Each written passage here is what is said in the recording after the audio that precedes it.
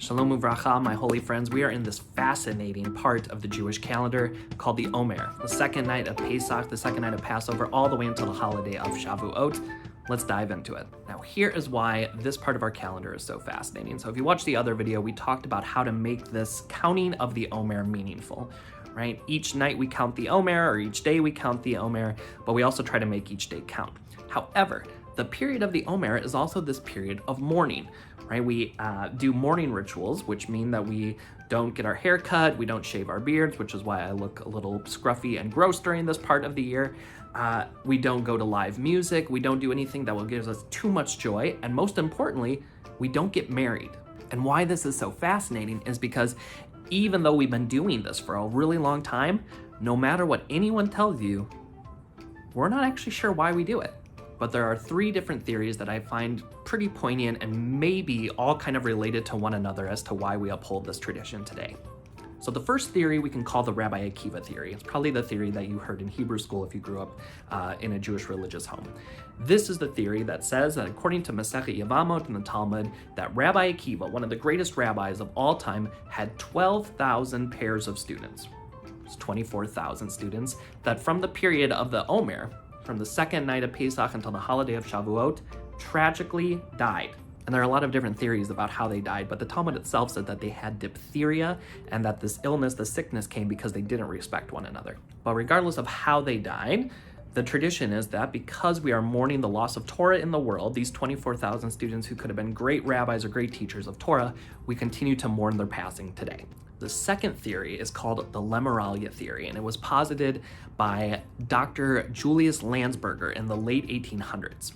Now, this theory has its roots in the writings of Ovid, who says that the Romans, during their occupation of Palestine, when they controlled that territory, brought about a tradition and disseminated that tradition of never getting married during the month of May, because it was this period of their calendar known as the Lemarellia, which the belief was that anyone who had died was risen and roamed the earth for 30 days during May. And you would never get it married because it would be a bad omen to get married during this terrible period.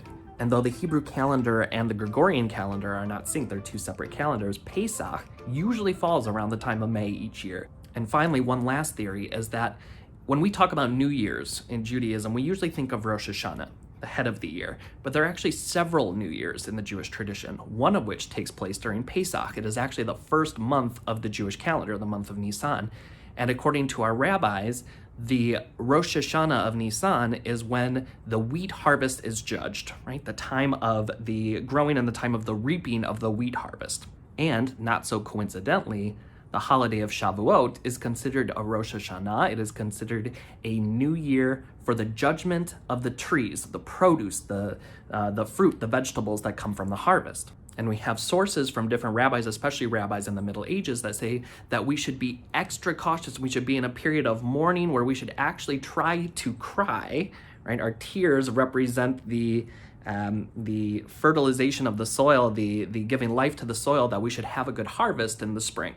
Now, Rabbi David Galinkin posits this as the agricultural anxiety theory, and I think it's a really good way of thinking about it. It's the idea that we mourn in order to somehow influence the agriculture around us, which is actually deeply rooted in Jewish tradition. So there you have it, three different theories of this fascinating part of our calendar: the Rabbi Akiva theory, the Lemarellia theory, the agricultural anxiety theory.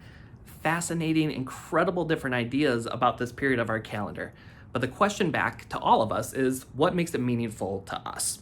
And it's an important question because there's power in ritual, but it's hard to take out that power. It's hard to take out that mashma'ut, the meaning of it, if we can't find some personal significance. So my challenge to all of us is that whether it's one of these theories or something completely different, that we find a way to make this period of our calendar when we're in this process of mourning applicable to our daily lives.